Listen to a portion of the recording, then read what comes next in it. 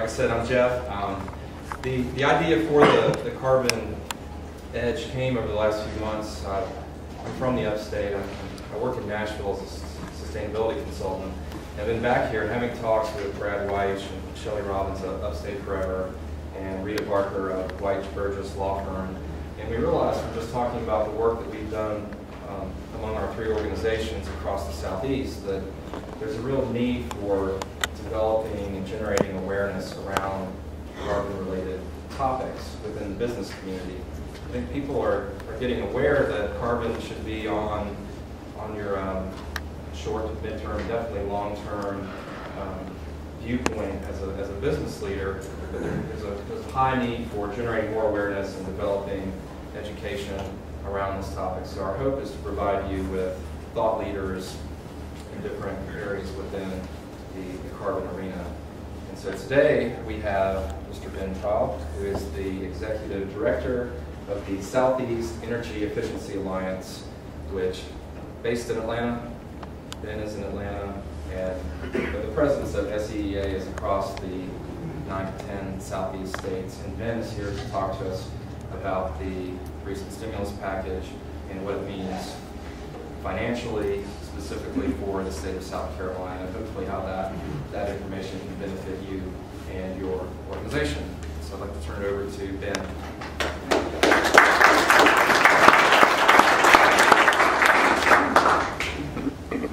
Well, I appreciate the opportunity to be here. I'm going to, I've got a lot of slides and I've got a lot of different aspects to talk about the American Recovery and Reinvestment Act, what's happening from the energy perspective. And, I envision that there should be a lot of questions. I hope there are a lot of questions. I know bits and pieces and hope that I can answer the most I can for you. What I want to do first is just tell you about the organization that I run, and then we'll get into the aspects of where all this energy money is flowing, the process of accessing it, and thoughts about where opportunities might be. As Jeff said, we are an organization that works across 11 Southeast states. And our effort and our mission is to deploy energy efficiency. And you could ask the question of what does that mean? Well, deploying energy efficiency, we look at the Southeast as an opportunity to get energy efficiency deployed through technology, through policy, through research, through private sector involvement. That may be a service side, that can be a product side, and through utility involvement. And our work spans across many of those areas across the states. We have different activities going on in different states. Just, and obviously, we are an organization that's comprised of public and private interests. We come together through associate members that represent utilities, that represent energy service companies, that represents energy technology companies, represents local governments, state governments, academic universities, nonprofits. So we are this ground of a variety of interests that have areas of focus related to energy and deploying energy across the states. And the question that typically comes up of how long have you been around, when were you established, and why? Well, the answers are, there are other energy efficiency alliances spread across the country. So we have 4 counterparts in the Northwest, the Northeast, the Midwest, and the Southwest. And all of us do very similar type of work. We all focus upon regional initiatives. The Southeast was the last to create such an entity and organization.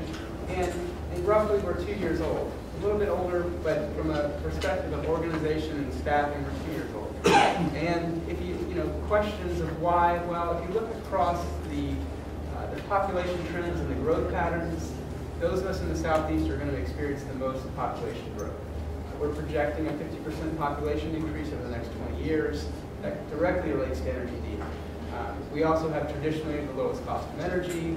We have the lowest cost of energy efficiency spending. There's lots of state policy related issues that we can walk through. But there's a lot of issues of why we should be focusing on energy and energy related issues. Just one quick thing about energy profile for the U.S. as a whole, and then I'm going to move into the dollar spending. But just DOE, every year DOE puts out a profile of where energy is being consumed.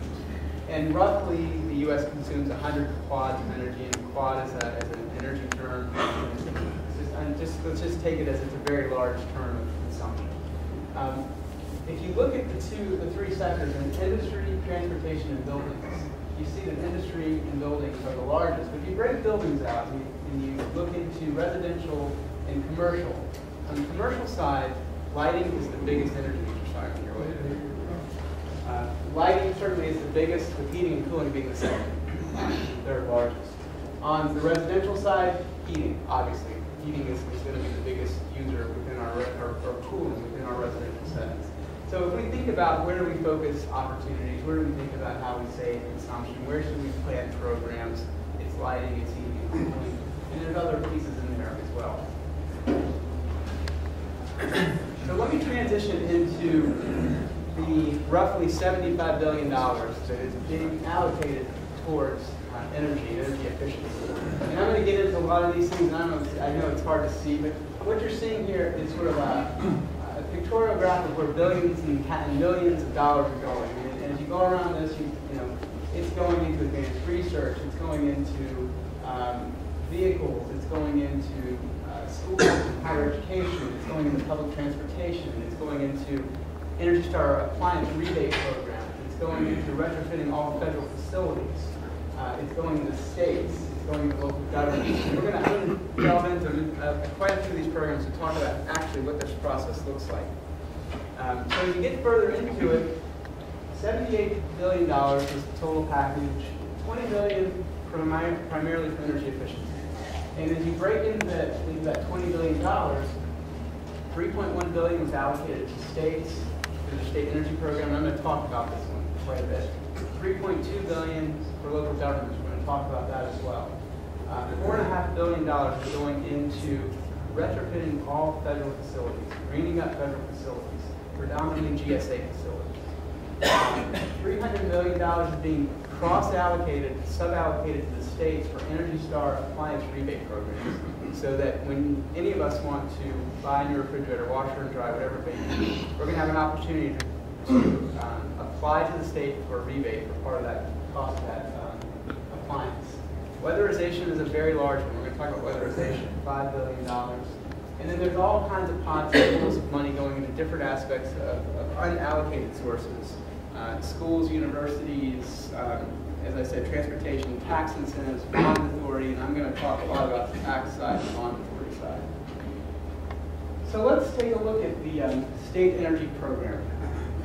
And just for a frame of reference, it is a historical program that's been appropriated through Congress for many, many years. It's a program that's run by the Department of Energy. It allocates dollars to every state based upon a formula. And that formula goes like this. A third is divided equally across all states.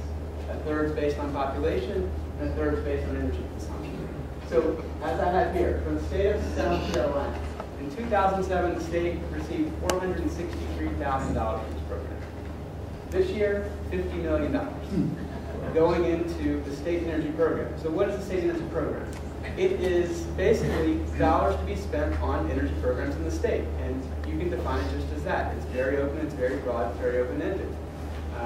My understanding so far, the state's putting most of this money into public buildings, state buildings, K through 12, and universities for predominantly energy retrofit opportunities, making buildings more efficient. Now, there's a couple of interesting pieces that were attached to this, and I don't think I want to get too much into detail, but just to bring it out. When the bill was passed, there were two criteria attached to this money. One is that when the states allocate the money, they have to agree to update their building codes.